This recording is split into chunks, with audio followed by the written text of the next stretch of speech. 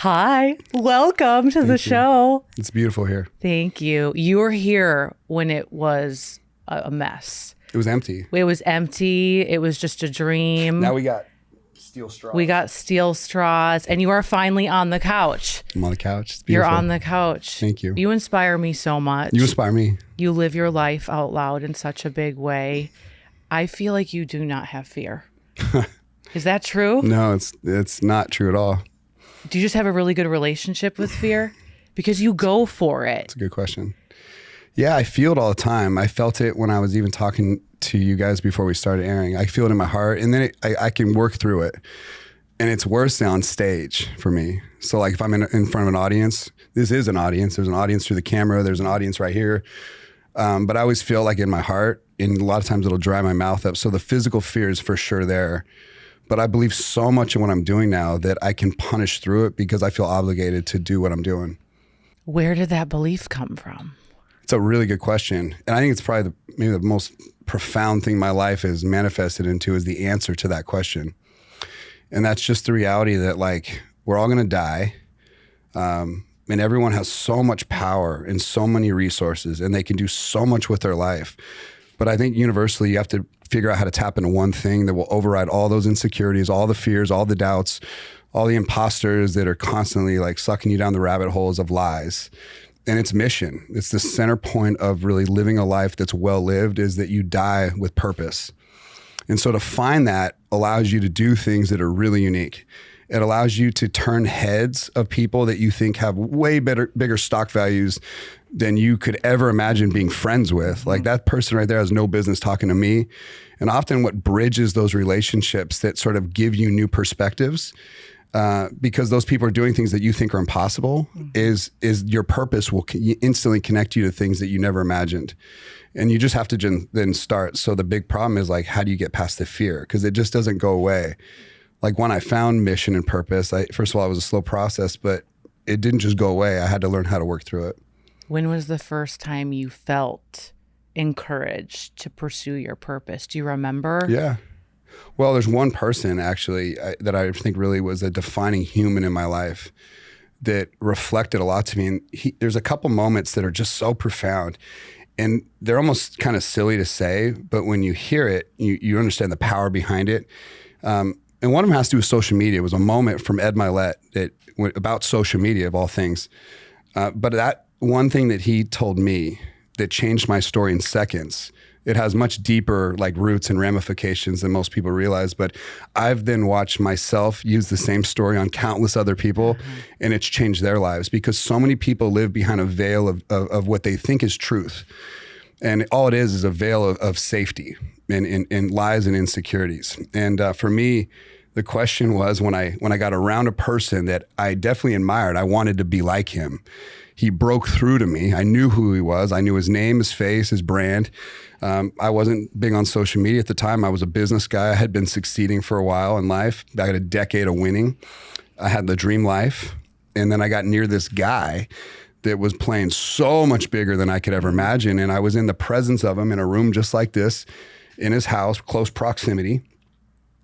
And one of the questions that came up was, why don't you use social media? So obviously he knew that about me. He did his homework. Somehow I made my way into his room.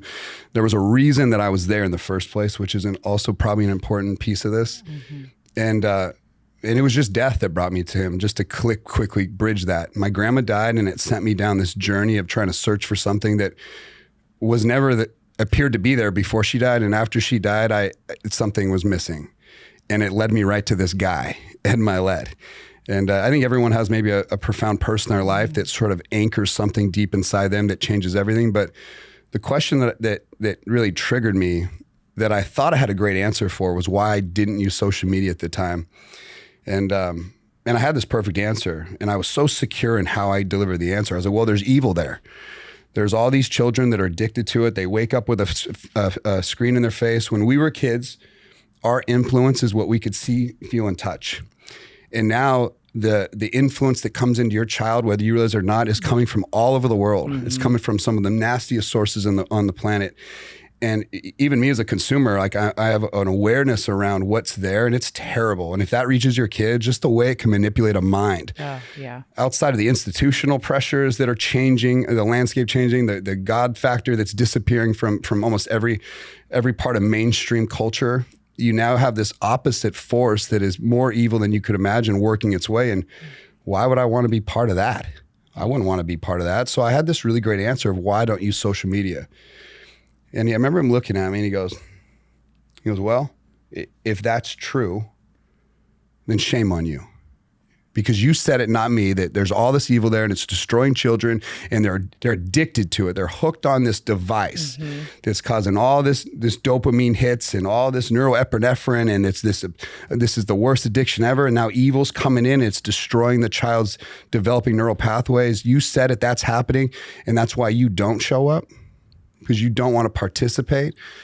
You should feel obligated. He goes, shame on you. You should show up every day with that bright light. He goes, I don't know your story, Eric, and I don't care, but I can tell you have one. And if you don't show up every day shining that bright light with all these children that are addicted, then that's selfish. You should feel obligated. Shame on you. And it was amazing how when the right person asks the right question or says the right thing at the right time in your life, someone can change the most profound story that you've built in your head about why you do or don't do something. And that moment changed everything, because he gave me a reason to go near this thing that I was actually afraid of. And it was putting myself out there on a screen. I could build success through leverage behind the scenes. The idea of stepping in front of it, I could call that, arrogant. All the insecure thoughts that I've had on myself when I see myself on camera, like, oh, what if they think this? What if they think that? Well, that's because it was always about me. I never made it about the kid that is addicted. Right. I never made it about anybody else except me. And so of course I'm going to let that fear and all those insecurities hold me back. But when one person dramatically shifts your story like Ed did, the whole landscape changes. This is major, because I didn't know that, Eric. Well, duh. The reason I met you, I think it was the Aspire tour. That's right. And then we connected, and then people and all this stuff. And then you're omnipresent. I mean, you're everywhere. You're always, you're posting all the time. Yep. You're everywhere. So it's crazy for me to even comprehend that you were somebody who wasn't out front. And so many people who listen to this show, especially women, they deeply want to build their personal brand, but they are scared and they're wearing a mask and they don't want to fully show up. And, my famous lines is get over yourself. Get over yourself. Get over yourself. And what you're saying right there in that wake up call you had with Ed, where you just realized, oh, it's not really about me. I'm just the vessel. Yeah. Game changer. So you shifts everything. You came home from this intimate event. Yeah. So what did that look like? Let's actually go there, because people want to know, what does that look like to be omnipresent, to show up? I mean, you do such a good job on stories, on the main feed. But what did that look like? How many years ago was this, Eric? Almost 5. Okay. I've been going at it hard for 5 years. From that moment on, though, everything changed. I made a commitment to try to walk into the light. So I always say, I'm writing a book right now called Step in the Light. Step into the light. I love that. And it's become one of the most profound parts of my brand, is challenging other people to step in the light. But what comes on the backside of that is you really got to find purpose. You got to, so the deeper work for me, I didn't step in the light having purpose or a mission. I stepped in the light and it came after that. It was just the willingness to try by having a story that let me explore a boundary that I didn't know existed. And so the light changed everything. The camera is the light to me. It's just putting yourself in that position where, and once you make a decision to do it, you start moving heaven and earth to make things happen. Because if I'm going to do it, I'm already a winning spirit. Like, there's a lot of winners out there. They want to win. They got the desire. They got the story. They got the drive. Where the winning comes from often in a person before they step in the light, if they're a winner, it likely comes from a dark fuel source. The chips on your shoulder, no one believed in you, what happened to you as a child, the abuse, the trauma, all that, the neglect, often that can breed winning. But in most people, it doesn't. It actually traps them and enslaves them their whole life. But in some people, that same force makes them a fighter in the world. And even though this person is trapped, there's a fighter in there. They just they didn't go the route that I went with it. I could have either let it hold me back, or I could have let me say, F you, I'm going for it. Like, watch me. Like, there's 2 ways to handle that deep emotion. Like my grandma, who has a profound story, she let it hold her back the opposite way of me, but it was the same childhood stuff that sort of trapped her. But with me, it somehow exerted me into action, but not action with purpose. It was action from actually running from something. So those bold actions got me to life, and it put me in the room with the right person. And again, like, if a young person has trauma that they're leveraging, good. We'll use it for a while, but it will never leave you happy. It'll never leave you fulfilled. It'll never give you inner peace. It'll never leave you with purpose or mission or impact that matters. It'll leave you empty. With purpose, winning without purpose is empty. Straight up. That's what I did for a long time. I ran away from the childhood trauma. Dad left. I didn't deal with it. Had daddy issues. And like, I'm just going to like earn my way, and I'm just going to control what I can control. But I avoided it for so long. And suddenly I woke up super single in a penthouse, and it's like, oh my gosh, why can't I keep a man? Yeah. You know, have you ever had a moment like that with yourself? Not so many. The man thing, but. Yeah. I mean, it's very relative. It's such a universal frequency of winning that makes it very lonely. I've met so many people now in this journey of stepping light. It's introduced me one person after another of people that I never in a million years would have imagined I'd be friends with. But I admired them from afar because of their achievements. But when I got near them and I was able to get the true story, I realized most of them were empty. You look at someone who is one of the most winning athletes of all time. I mean, imagine winning, 28 gold medals. Michael Phelps is an incredible athlete. There's no most winning human on the planet of the history of all humans. And after he won his 28th gold medal, he went home and tried to commit suicide. Yeah, he's a winner. You have your whole life right there, and you're just the man of the world at that point. And you're committing suicide? Like, you're trying to? Your life's that bad. And it's what happens when winning is your God. It doesn't work. It'll never work. You're always going to end up miserable, because sooner or later, basketball ends, the dream ends, the talent ends. What you do does not define you. Amen. It's so different than purpose. These are different lanes. How have you healed? Yeah, it's a great question, because like, winning is really, like, I'm prepared to die is probably the best way to describe where purpose naturally leads you, because it's coming for all of us. And I used to struggle with death so much. It was like this rotating wheel of trying to find legitimate answers that make sense for things that I battled. And when my grandma died was where these triggers started happening, where I'd lay in bed at night and I just see her face, not the face of my grandma I knew, but the last face I saw when she took her last breath. And I got there just in time. I was very close to my grandma. She was very profound in my life. And I'd never experienced death like that before. That was the first time. And I remember we rushed my chihuahua. I flew her down from Idaho because my grandma loved my little chihuahua. And I should have just gave her to her when we moved out of Nevada. But I still have her. Pansy's still alive. She's 19. Aww. Little chihuahua. She's going strong. But I remember just putting Pansy on her bed, and she was on her hospice bed. And I got there. I think she held on for me. And just the way Pansy looked at her and like analyzed her. And I just remember that, like, just this powerful moment kind of coming on me, like, man, a lot of regret in that moment, because I was so busy building my life. I was so, I knew she had the cancer battle going, and I just was building stuff. And I didn't call her that much. And I probably, should be doing a lot more now even. I mean, it's all relative. But at that point, what I was building, I thought was going to be good enough to get me to the end. I thought it was going to somehow just solve the problem that I never looked at, that I didn't even know existed. Mm-hmm.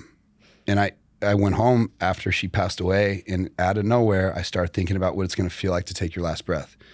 And just that awareness, will you be aware? And I started thinking, well, when you get old, and I used to think about as a kid, and this is how I'd write off death. When you get old, you'll be ready to die. And it was my other grandma, who I adore, that taught me that's not true. She's 84 years old, and I interviewed this grandma different times. And I asked her all about these questions about her life that I never thought to ask. And this is after my other grandma passed. So now I'm really thinking deeply about things that I've never thought about before.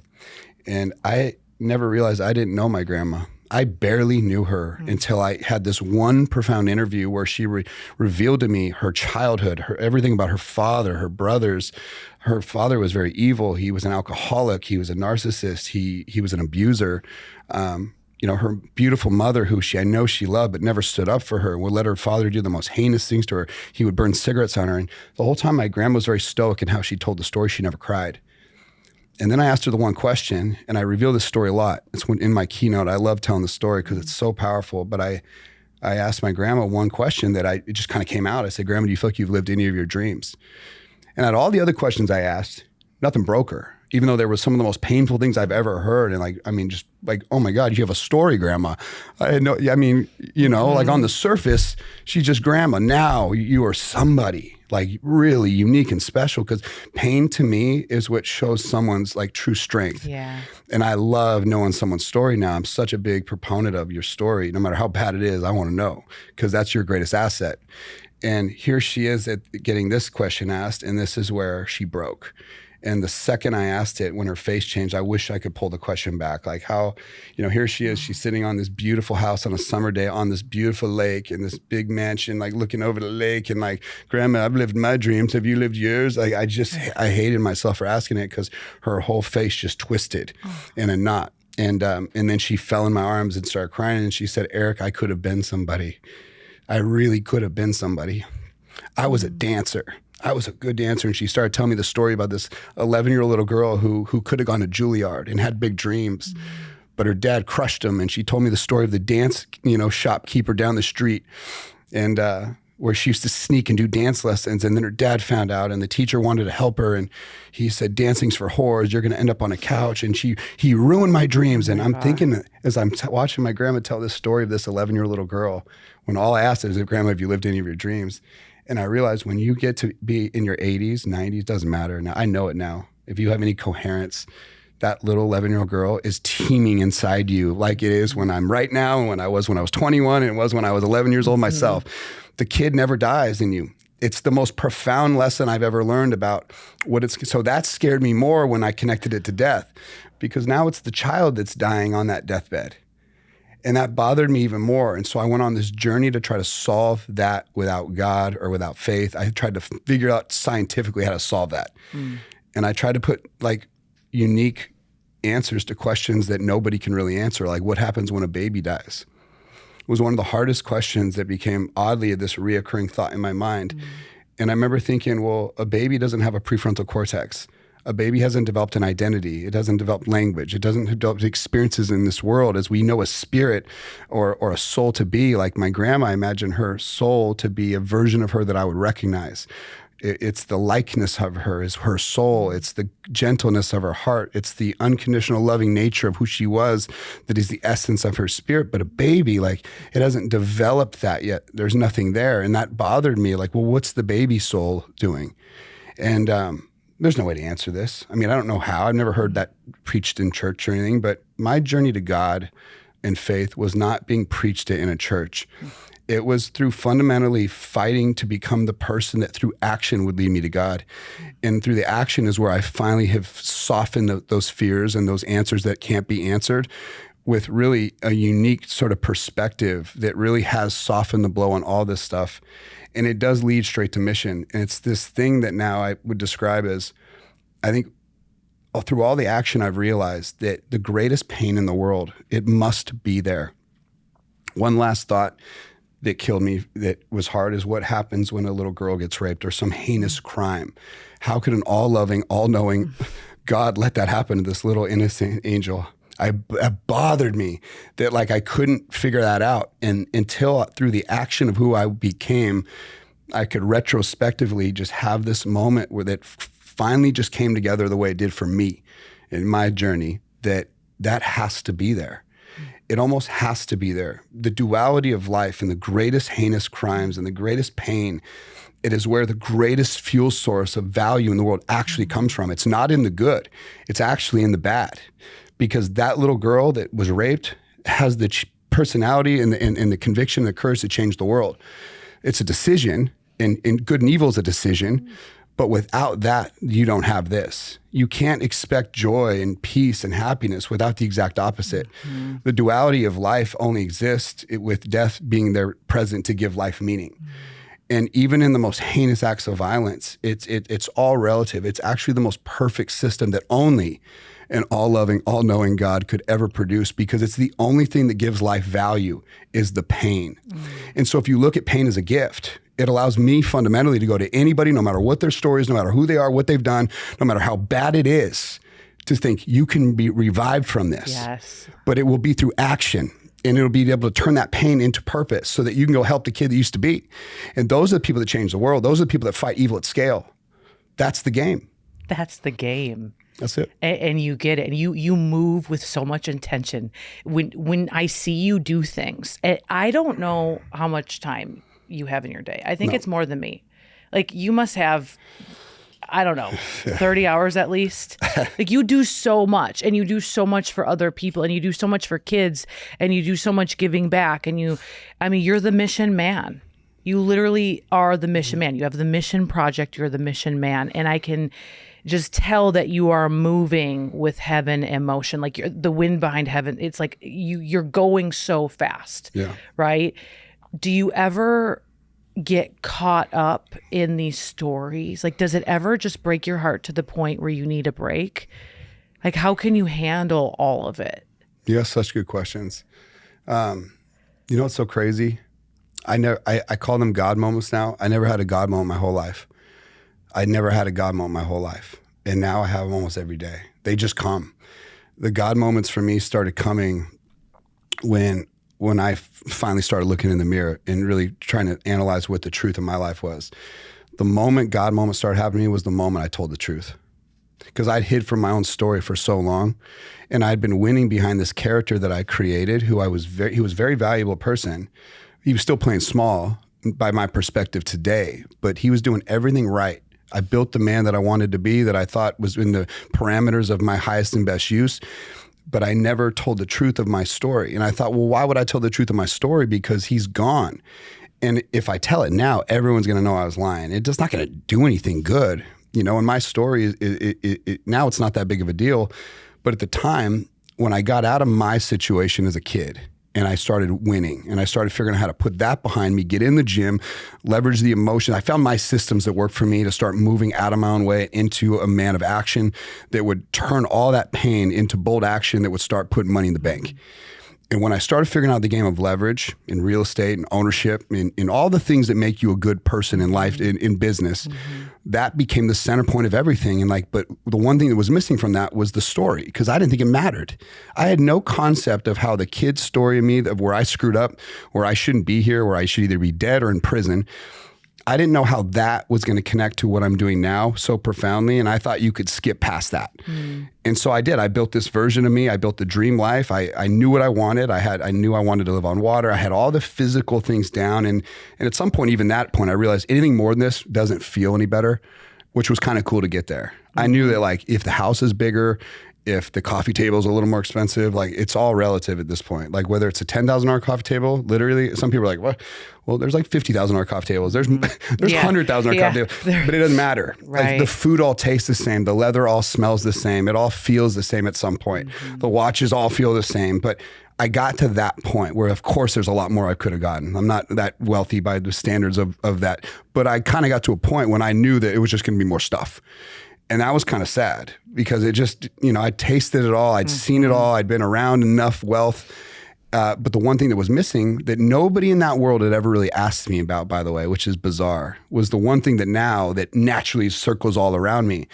But the moment that I told the truth, it was on stage. It was the first time in my life. And I have one cool story that is just so profound to think about. And it's crazy this happened to me, because by the time I was 21, my early 20s, when I got out of all the trouble of facing 25 to life, convicted on a suspended sentence, working with the DA for 2 years to not go to that prison sentence that I was convicted on as a felon. From that moment on, when I started winning, I moved out of the state I was from. I recreated myself. I started a business with my brand new wife, who was amazing, still with her today. And everything was about winning. Everything was about service. How can I help you? Customers, this and that. And almost everything I learned was from my customers. They were just my life, giving, serving, winning. And here I am, 15 years later, and I'm in this position now where I have everything I want. And now I'm up against this thing that I don't know what it is, but it's all around me, and I'm trying to battle it. And this was the moment that it all changed, is when I met Ed, and he challenged me to step in the light. And I made this declaration that I was going to try. And here's how you know you're going to try, is you make the investment that you can't come back from. Yeah. He's $250,000. So, you're throwing money at something now, for 6 meetings, which I think that initial run was with Ed. And, wow. It's an hour Zoom. He's expensive because he's got demand, and that's what demand is. Like, the market chooses the price, not Ed. Ed's a valuable guy. It's just the way it works when you rise up the food chain. So if you want to be near him, there's a ticket price. And I got near it. I wanted to pay it, but that held me accountable to trying whatever all this stuff was. The light, the systems that come with it, the commitment, most importantly.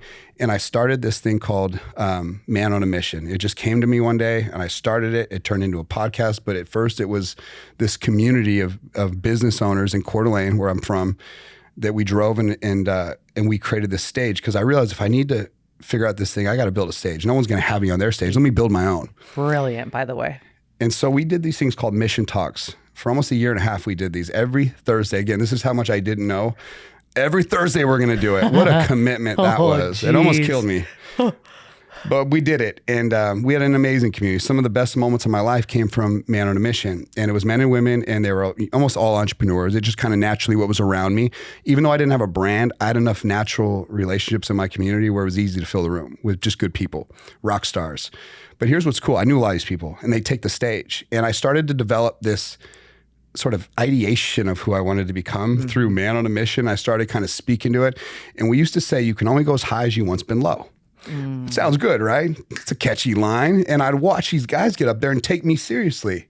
And they would tell me the most profound stories I've ever heard. I mean, the most incredibly powerful stories. And here I am in the back of the room, like weeping. Every Thursday, this would happen. Every Thursday, because people would sign up. They do their mission talk. We would do cool stuff throughout the year. And I'll tell you what, I watched billion-dollar brands get born in my head by watching some girl tell her story that she's never told anyone. Wow. Story of abuse, story of trauma, story of her husband, and just like what I would see in her business through her story that she's never told is like millions of women around the world will buy from you. They'll buy from you because of that story that you don't tell, you don't think is valuable. You up there crying, even though you're not a good speaker, you're so congruent. The heart is felt, like they'll buy from you. Like that's the brand. And I'm witnessing this, right? And here I go back on stage and I would take the reins and I was flexing my ability to communicate. And the big problem was I went almost 2 years on stage almost every Thursday with my people as they're all telling their stories, but I never told mine. I'm still running a racket. I couldn't do it. Like that's how hard I had to fight in the light before I realized I'm never going to make it past this line if I don't finally tell the truth. But the problem was this: if I tell the truth, all my business partners, who I just adore, some of the greatest men I've ever met, these are salt of the earth humans, billionaires in some cases that are just like very important to me. They're going to know, if I tell the whole world, they're going to know I've been lying this whole time because I was just a good kid that played baseball that had an injury. That's just that. I left it at that. And now all my customers that are some of my greatest friends, my neighbors, just my country club people, like, in my head, I built up this version of me that everyone trusted. And when I told the truth, I was going to let everybody down. And so I just built this wall around my story thinking like, why would anyone need to know? And here I am in this point of resistance. Like I can't possibly build a brand if I don't break through this. And so one day it just came out. The whole story came out. And it was probably the most magical of my life. They say the truth shall set you free. Yes. Are you kidding me? Oh. It's just released. Yes. And it's game on now. Yeah. Now I'm ready to die. Oh. It's just there now. So you didn't plan on sharing it? I don't know. No, I didn't. You guys do that.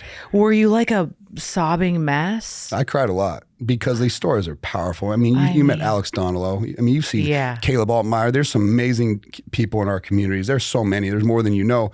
Maybe you probably know. They all know you. But Caleb's been on this show. I know, I saw. It's gone crazy, and I met him through you. Yeah. But okay, so you told your real story. I relate to this so much because I wore a mask for so long, and a part of it was shame. A part of it was pride. There's certain things that I didn't want people to know about me, prideful. I didn't want people to see me in a certain way. I ever did bad things or did people dirty or whatever, right? We all have our things. For you, something that you went through when you were young. I mean, how old were you when you played baseball, had the injury? It was my senior of high school. And that was supposed to be my ticket out. And then I was going to go into college. So it was when I went into college. And that's when I met the worst people. I mean, I was already addicted to OxyContin by that time. I had 2 years of back-to-back injuries that like took my dream away from me. My dream was sports, and like baseball was my ticket out. I was a good baseball player, but I had the work ethic of just a workhorse. But that was my trigger of how I dealt with my stuff as a kid. You know, my mom was a single mother. I never met my biological father. You know, I had a really tough stepdad who loved his son, you know, and I could see that bond, and I just didn't have it. And so I was trying to win that affection hard. Mm-hmm. And so I did it by working hard. And it just didn't come like I thought it would. And then I got injured. And before I ever had a chance to say, hey, like this is my ticket out is going to be sports, I'll build his love through winning. Mm-hmm. Was this early connection I made to like what I was fighting for as a kid. And that's why I think that there's value in not just giving everything up, you know? And again, love is an important gift. But at the end of the day, like I think the workhorse in me came from fighting for something at a young age. I think entitlement is probably one of the biggest disasters in the world. For sure. So no matter how much you have, make sure everything is respected and earned. There's so much advice I can give on this subject because like when you make it, life's easy as far as like the perspective of where we came from. You know, like if I want it, I just throw money at it. It's easy. Like when you know how to be resourceful and you have money coming in and you've built leverage and you have a business that generates.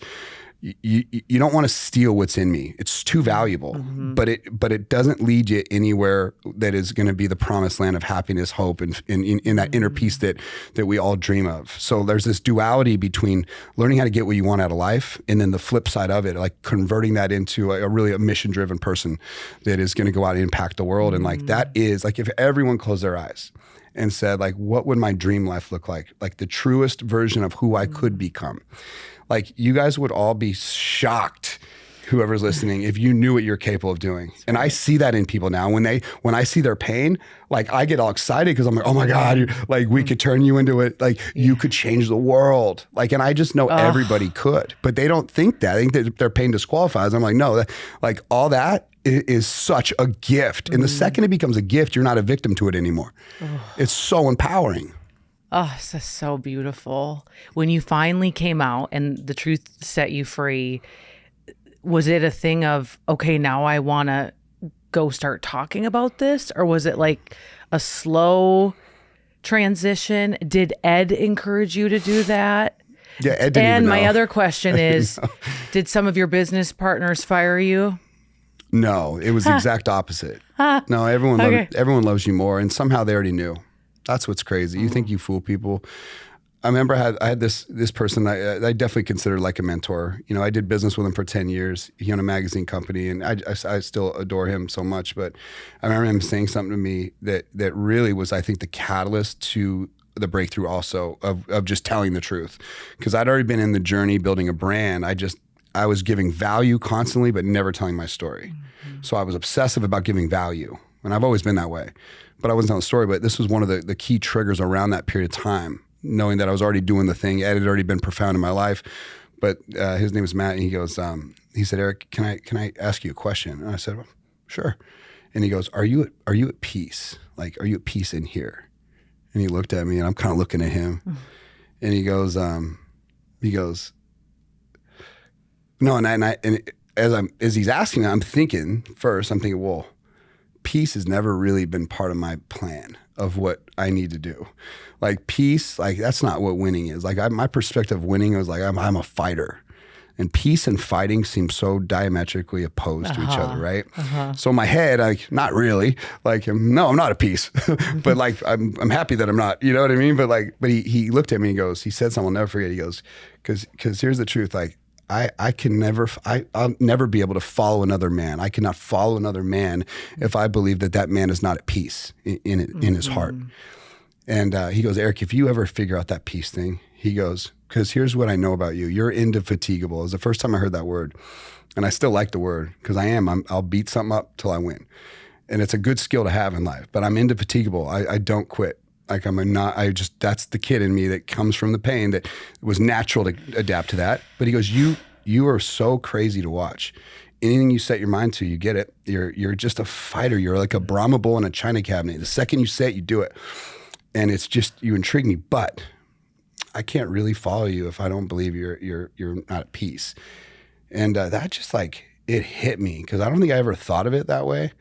And And it was really profound in my life. And it really was probably that seed that maybe needed to be there that just somehow stirred in me till it came out on stage. And once it came out, it was powerful. I mean, it was so powerful. And what so many people told me after that heard that was that they always thought I was embarrassed that I didn't have a story. And that's why I never told it. I didn't even know they were thinking about these things. Oh my gosh. Yeah. You know, I had no idea people were making up stories about a story that wasn't, you know, even ever told. Yeah. That's just the funny thing. So like if you're out there preaching all the time, you know, and like giving value, but you never reveal your story, like people think you're a fraud because you are. Yeah, they subconsciously even or consciously, they feel like you're hiding something. Exactly. And I always say with personal brands, you got to be inclusive, exclusive. So letting people in on what you're about, your real story. You don't have to make it up. In fact, you never should. That's so good. And then you can be exclusive. You can use your pain, turn it into purpose. You can use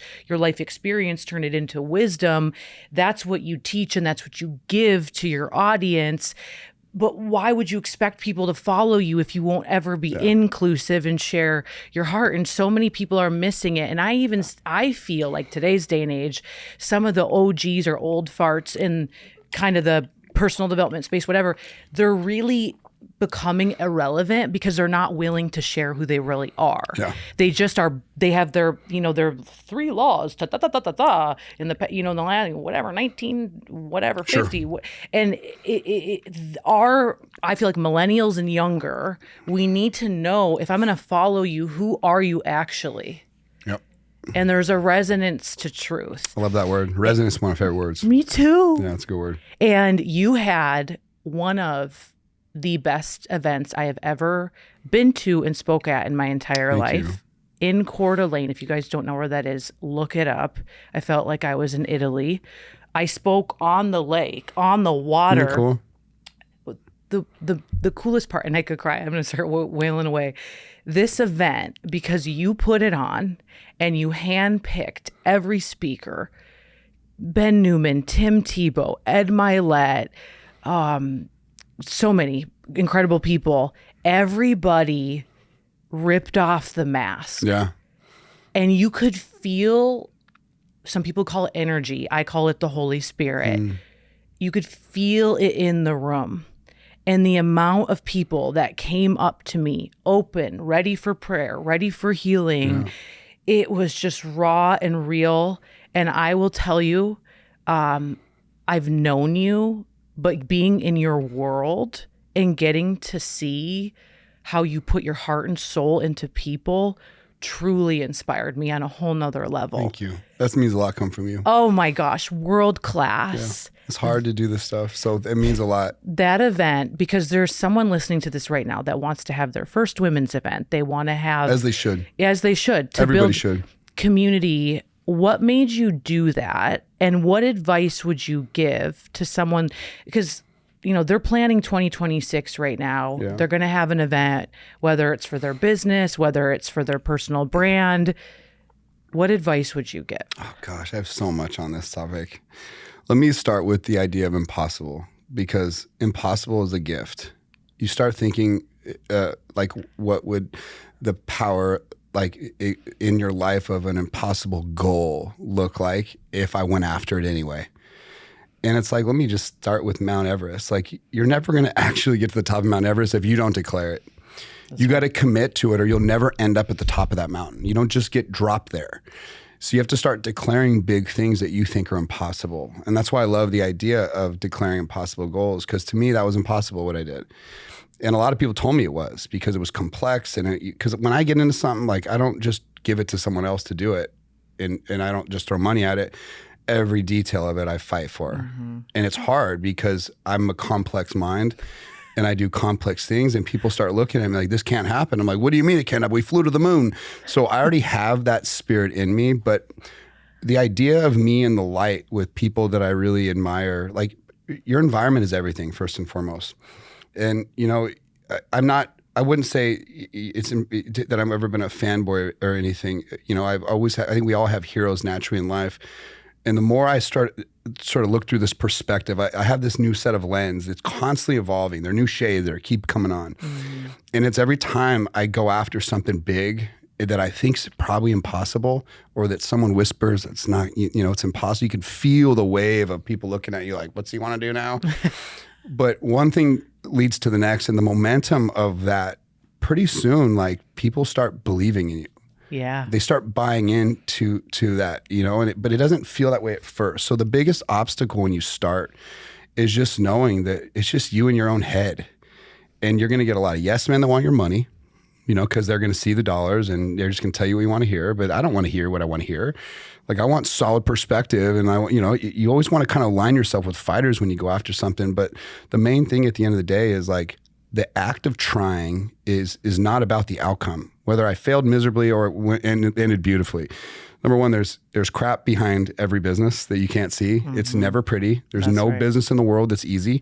If it is, everyone would have it. And I think just the perspective that you need to put when you think about stepping in the light and trying to do something that's bigger than you think. Now, for me, that was an event. For you, it might be the XYZ, doesn't matter. It's the same emotional frequency that you're up against at the end of the day. Is these voices in your head are lies. And when you start getting near people that you look up to as heroes, Tim Tebow's a prime example. If I didn't do the event, I wouldn't have had a reason to invite him into my world. And the proximity that I got from Tim was probably one of the greatest gifts ever, because I thought, oh, it's Tim Tebow. He was born this way.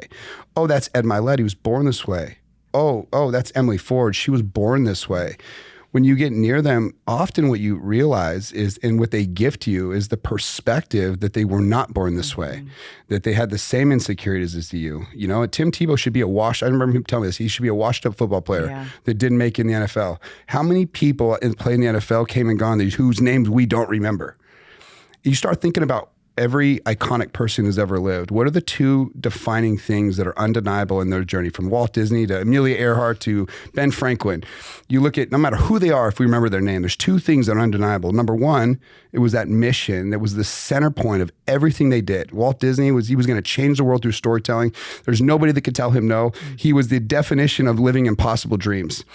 And again, like that was crucial, because that was what you needed for him to step in the light for a lifetime. Whether you like him or not is irrelevant. Warren Buffett, doesn't even matter. I could name anybody whose name we know. We don't look at him as a personal brand, but that's exactly what he is. He's a genius at what he does. He's been stepping in the light for 80 years.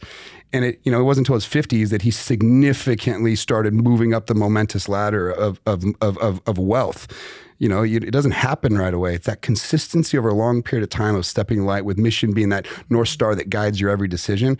Once you start recognizing that no matter what you want to do that is going to have an impossible goal tied to it, it probably needs some elements of these two things. This whole concept gets a lot easier, because when you're up against the emotion where you quit or you stop or you fold because it's not going good, even this next event I'm doing in Malibu, it's been the hardest thing I've ever done in my life. And I said that the time before this, and the time before that, and the time before that. It's always going to be the hardest thing I'm doing, because the numbers change, the weight changes, and but the frequency does not. Mm-hmm. It's the same pressure, because we're always pushing the limits of what's possible. We're trying to up the game. Like, the people that change the world, they're not out for comfort. So when you develop the relationship with the feelings and the emotions that you're going to have when you go up against what you think is impossible, that's when the world starts to serve you over time. Yes. It starts to become your oyster. It starts to give you things. Like, I would have never in a million years imagined that I would be next to Tim Tebow, who was like a childhood hero of mine, and then sort of reveal and reflect that his greatest stock value didn't come from what he did in sports. It came from serving children. His mission, and the idea that you can have everything, he's the one that really taught me you can have everything. Right. Having everything means that you live a mission-driven life, and you're so valuable that you can have anything you want in life. But that's not what defines you, and that's not why you do it. And these are powerful connections, because I think people think, well, if I do this, then I can't do this. But I still have dreams I want to do. I still want to live in a mansion, or, I don't care about that. That's the byproduct of this actually winning, because that just comes. You can do whatever you want when you become valuable. Yeah. It's the byproduct of this. But people do this first, and they don't know what to do with this. And that's why you have a lot of rich people that figured out leverage, but they're miserable. Fifth marriage, I've seen it so many times. They're just not. beneath the surface, there's nothing there. There's nothing there, but they got this right. Well, I'm saying, well, this solves that. So if we can, the sooner we learn this, the better. In events, if that's what it is, or podcasting, or turning the camera around, the second you start having perspective around this, that like, we're going to die, just go for it. Say you're going to climb to the top of Everest. Go do it. Why? Because how you change in the process is the actual wink, wink secret goal. It is. There's no outcome. I don't care what happens. I'm doing it anyway. Yes. 5 people show up or 1,000 people show up. I changed in the process of trying, and that was the actual gold. I don't know if that's advice. But. That there's a lot of advice packed in one. I change in the process. Amen. That's it. And you have a spirit of excellence. Yeah, you got to have standards. You got to have standards. And if you have a spirit of excellence standards, I call it a spirit of excellence. I love that. You're always going to get better. Yeah. You're always, it's going to get bigger. It's going to get better. You're going to keep expanding. It's your expansion mandate. Yeah, I love that's good. I love it. Expansion mandate. Yeah. What do you think God has on your life right now? What is the biggest thing for you right now? And it could be a grand thing that'll be to the public. It could be something intrapersonal that you're working on that you know eventually is going to give back to people. Like what has God put on your heart right now? That's crazy because I'm going to give you 2 things. I'll give you one that is immediately right now, like that's in this next quarter, in this next month. That is the biggest thing I've ever worked on. And I want to connect the dots to what happens when you start like stacking impossible goals one after another. And you kind of get to this place that I'm at right now, and like how that makes me forecast like down the road. As long as I don't get in a car accident or, knock on wood, like, as long as I live and the momentum carries, like I'll be the best in the world one day at what I do. And I don't know, by the way, just to say this out there, it's okay to want to be the best in the world at what you do. The ambition to declare it is crucial to being good at what you do. So say it, like I'm going to be the best in the world. And then you have to go live as if that's true. You have to do it before you are it. You have to think it before you are it. And I have no problem doing that because I always knew I wanted to be the best at something.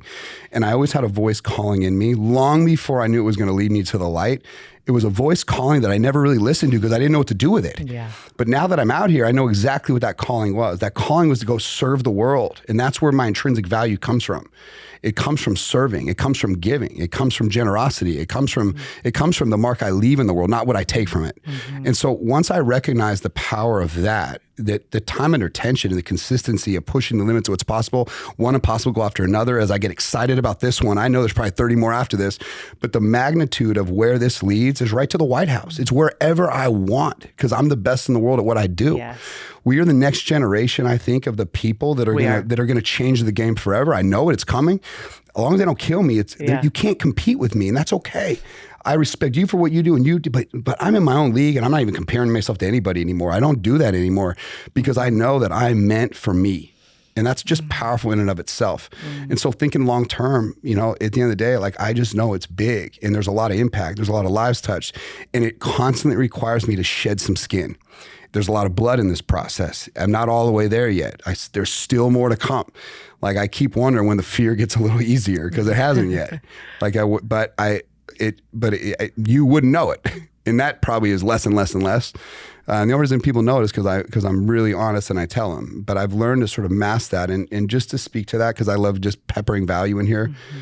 Jesus Christ was executed. Like what makes you think you're going to actually step up to the plate and expose yourself and not get resistance? Right. Yeah. It's such a profound thought. That is the goat of all goats with the purest intentions of them all. Like the standard for everything in life right there in Jesus Christ and all those actions. And like, I'm supposed to do this comfortable. Mm-hmm. It's not going to happen. So I think perspective always shifts me into reality that allows me to go up to the top of Everest with this perspective and know that like that's part of the deal because if it was easy, everyone would have it. And if everyone have it, it wouldn't be worth much. And if it wasn't worth much, I probably wouldn't want it because I don't want things that are common. I want things that are rare, and rare is hard. Hard is hard for a reason. Rare is rare for a reason. We want that life, but we don't want to pay the ticket price. We want the diamonds, but we don't want to have the pressure that comes to make that diamond. We want the gold, but it's the dragon that's guarding it. And you don't want to fight the dragon. Well, guess what? The gold just doesn't knock on your door and say, hey, I'm here. Take me. You got to go fight for it. Like, so you have to have a dog in you that wants to fight. And then when it's a mission-driven person, that's that dog that's fighting, it becomes really meaningful because now the fights aren't for things. Now the fight is at the end of the day, number one, like who I'm becoming in the process. This is a scary stuff, but it's to fight evil. It's to change the world. Like I'm here to fight evil at scale. I'm here to expose things that I think are harming innocence. There's a deeper mission that now is kind of starting to rise beneath everything I do. And my biggest purpose is to pull purpose out of you. And because I'm convinced that a bunch of mission-driven people that align and sort of all go after their highest and best use in life, those are the people that collectively fight evil at scale and change the world. And you're up against a very dark force. Social media today it's the same thing as the 1980s. The algorithm's always been around, but now it accesses every square inch of the globe. Everyone's had a chance to access that. I call it the most unfair advantage in the world. Everybody should pursue that with vengeance if they care about becoming their highest and best use, because that is your outlet to your story reaching the kid that you used to be. Whether you like it or not, there's some little girl out there that is watching your stuff and that maybe is going to go left instead of right because of you. And if you don't feel the obligation, the pressure of that, then shame on you. It's the same thing that Ed told me. It's all relative here. So that's out there. It's a little abstract, but I think everyone can connect that dot, the same as me. Beautiful. I'm so proud of you. Thank you. You inspire me so much. I'm sitting here. If you're not watching the YouTube right now, by the way, go subscribe to our YouTube channel. Yes. But I'm like bouncing because it's like I'm clenching my fist. Like you're getting, I'm air fisting. Like you just, I do too. I'm so fired up. And if you don't have the passion that Erik has, that I have, find it. Yeah. Find it. Start with something simple. Start with something simple.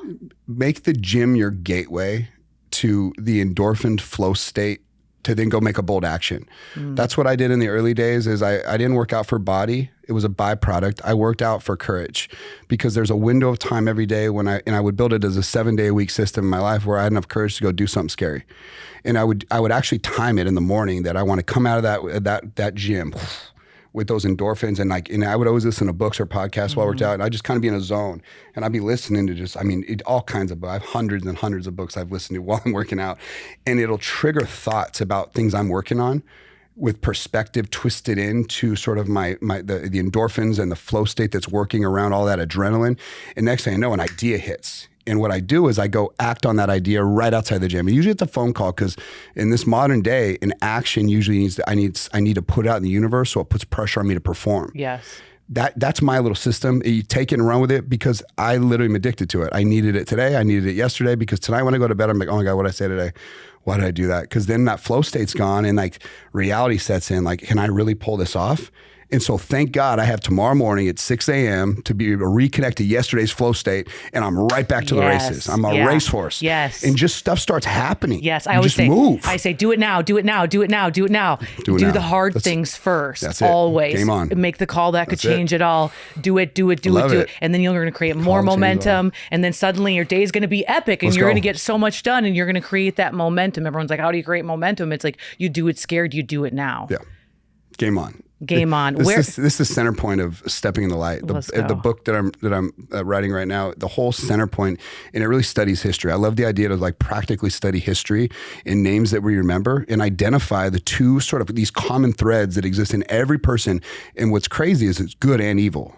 They're the same threads of power that exist inside these threads. But if you're going to get powerful, of course I want you to get powerful, but use your power to fight evil.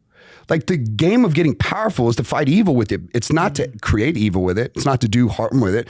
It's to fight evil with it. Like what better way to live life, by the way? Number one, to being the best in the world at what you do, at least declaring it. Why? If you're not trying to be the best in the world at what you do, what a wasted life. That's the game you want to play. What is retirement on a beach? That's boring. That's my lifestyle every day. I live on it. That's not fun. Like the game of fighting for excellence to leave a mark in the world so that when you look back on your life, there's no regrets. Like that's the game that you want to play. And everyone can do it. Like everyone could find that thing for them that they don't want to retire from. Imagine if you love playing chess. You're going to retire at 55 from playing chess. If you love it, well, then we're not looking at work correctly. This is not work. This is absolute love. That's right. This is deep, like undeniable passion. And you're going to have to kill me to stop me. That's powerful. You're going to have to take me out. And again, if you take me out, wherever that out point is, like I push the limits of what's possible. And I feel good about going out that way. And I'm healed and I'm forgiven. And like, there's nothing that controls me. And I'm not perfect at all, but I am forgiven. And I forgave. Woo! Yeah. Where can people find you? Where can people find on Instagram is pretty much like the only place I know to send people. There's websites and all kinds of stuff. I am doing an event here in Malibu in 1 month. So if today's the 17th, which I think it is, on, can I say it? Yeah. Okay. On January 17th, 2026, crazy, right? 26. It's getting crazy these years. I know. I remember 1999, the computers weren't going to work. I know. But Y2K. Oh my God, I remember that too. But we're doing a mission-driven event in Malibu. It's going to be at one of the most magnificent properties in the world, right on the ocean. You got the Red Hot Chili Peppers drummer right next door. You know, half the town is burnt down because of the fires that happened a year ago around that time. But we're doing the year anniversary event for the Pacific Palisades and the Altadena fire that destroyed collectively 12,000 homes. We decided to go into that community and try to really make a mark, do a beautiful event. We're going to do something called the Hero Awards. The PR team actually is going to launch today the campaign to nominate a hero. So if anybody anywhere in America, really, I think this is going to be a national campaign, actually, because there's so many people that had connections to California that know a hero, little kid heroes. Can I give you one example? Yeah. There's a little boy named Grayson. He's 11 years old. He's blind. He's a drummer. A little musician. Him and his family lost their home. They lived in Altadena, and they lost their home. He lost everything. He lost his drums. He lost his Apple laptop that had all his music. How this little boy showed up as a hero was after the fire. He lost his home, lost everything. He's blind. Already inspiring. You can already tell where I'm going with this. But he started writing music about the fires, and he ended up raising a lot of money. He started his own 501c3 as an 11-year-old. You don't think you can't do what's possible to do? He's raised, I think, collectively over $300,000. He's now donating the money to other children who lost their homes in the fire that had special needs and that had disabilities. That's a little hero. That's an 11-year-old little hero. Yeah. So at our event, where we have headliner, one of our many headliners, Andy Grammer, performing, we are going to bring this little boy on stage, and he's going to play his music with Andy Grammer on stage in front of our audience. So the Hero Awards are going to be special. We're going to nominate the top 10 heroes. And we may get thousands of nominations, which we hope. We're going to create a Heroes magazine where we tell the story of every hero in that event, in the fires that devastated just so many lives. And I'd really advise you to look deep in what we're doing, because we realize the pain of losing your home, it's already bad as it is. But in California, it's some of the greatest regulatory state in the world. Just to rebuild is a nightmare process for many people. The underinsured for no fault of their own, people that are upside down their property for no fault of their own due to regulation. And then the entitlement process, it's such a nightmare that we're tapping into something so emotionally impactful that I realize we can't possibly do an event and just make it about charity. We need to have an idea that will actually bring hope to these people. So I wrote a ballot initiative that I think is going to be for the people, by the people, that hopefully we can get enough signatures on in this election year. This event will be the thing that sparks it in the idea. If it's a good idea, great. If it's bad, challenge me. Yeah. Like, debate me. Because so far, everyone's pointing fingers. There's a lot of frustration, and there's a lot of, and I get it. There's fraud everywhere. It's terrible. I didn't know when I was getting into this, Emily, when I was tapping into, but I realized if I'm going to actually leave hope, I have to think bigger about the problem. And so we wrote a 3-part plan. My dad helped me with it on 2 a.m. on Thanksgiving night. Wow. And it's profound. I've had it challenged by some of the smartest legal minds in the world. It's copyright protected, which, basic protections. But I want the whole world to read it. I don't even care if someone ripped it off, because if it works and someone can get it on the ballot and it could actually restore the ability to people have power in a natural disaster, which in California they don't. Your land's pretty much worthless without entitlements. So this plan, I'd love to challenge you guys to go read it. It's going to be the centerpiece of the event, and we're praying that we're going to get some big, major support. Guys like Mel Gibson, people that lost their homes.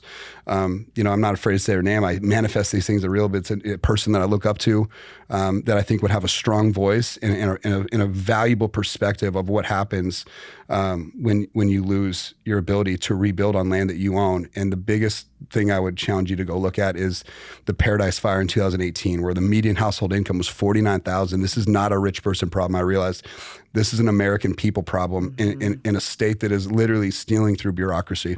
I don't mean to get political, but once I tapped into it, I realized I had to like at least speak to this. Yes. Because the person lost everything, charity's not going to help them. Exactly. So we're going to link everything below. Thank you. If people can come to the event, you can buy tickets to it. Yep, we're raising money. We're giving money to the Heroes Fund, which is going to go out to all our heroes. I thought we could align ourselves with a foundation or charity, or we could just give it straight to the people that are nominated. That's what I want to do. I want to give it straight to the people. So it'll be transparently given straight over. We're going to do a major paddle raise there. It's going to be a who's who event. You know, we've designed it because we can only have 500 people at the event. First come, first serve, really. But it is a powerful room of idea people, big thinkers, creatives, visionaries. We want to bring a powerful room together of people that are really going to give in a big way. But more than that, we want to create the spark of ideas for how do you create hope in an environment where so many people have lost it. And so we just want to bring the right people together so that we can make such a big mark in the world and hopefully watch this thing end up on a who would have thought that like some nobody like from Idaho could come spark an idea that potentially could get on a ballot. You never know. Because you're a world changer. Thank you for being here. Thank you for being in my life. You're welcome back anytime when this new book comes out. Thank you. Excited. You're so wonderful. And thank you all. Appreciate you guys. Thank you. Money, we love you. Go follow Erik. We love you. Until next time. Yes, thank you. Remember, you are called and you are most certainly crowned. God bless.